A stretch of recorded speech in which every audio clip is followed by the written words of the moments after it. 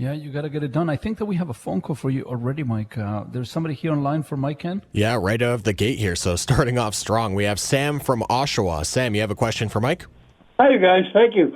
Two quick questions for you, Mike. Number one, what do you think about investing in hard metals such as gold and silver? And question number two, I'd like to hear anything you would have to say about Bitcoin. Thanks, guys. Thank you, Sam. I think we lost the connection with Sam right as soon as you started to talk. You didn't hear it, Mike. Okay, so yes, no, Sam. I heard it all. I'm just kidding. No. All right. I must have been driving through a tunnel. No, okay, gold and silver. Listen, this is outside of my area, but I'm going to tell you my perspective. Gold and silver, precious metals, precious, yes. All of these things I believe should be managed by professionals because they are not long-term hold type investments.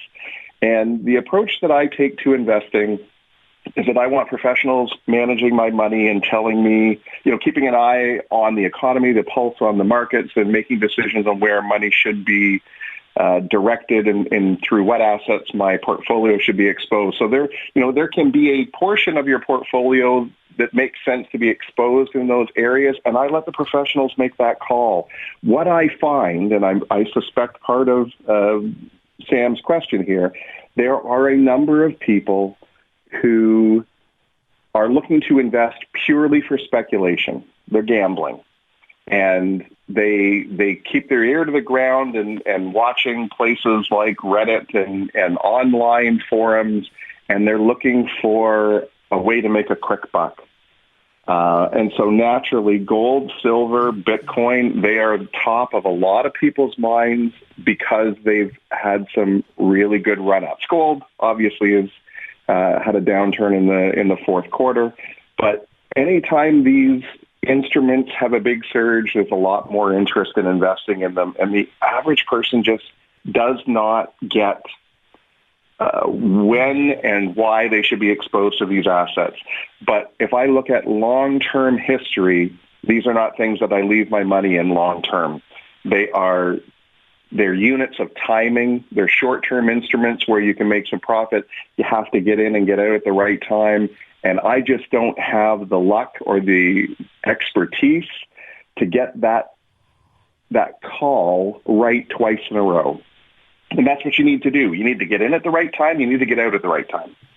And unless you can get it right twice, you can get hurt just as much as you were looking to make money.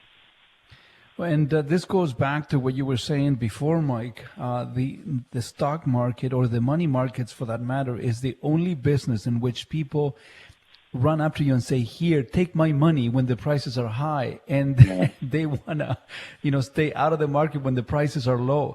If you were going to invest in Bitcoin, you should have done it 9 years ago, not today. Well, and you hear a lot of some of the big institutional investors. Warren Buffett took a big position in gold, and when you start hearing things like that, then the smaller people say, "Well, then it must be good. This is a good time to get in."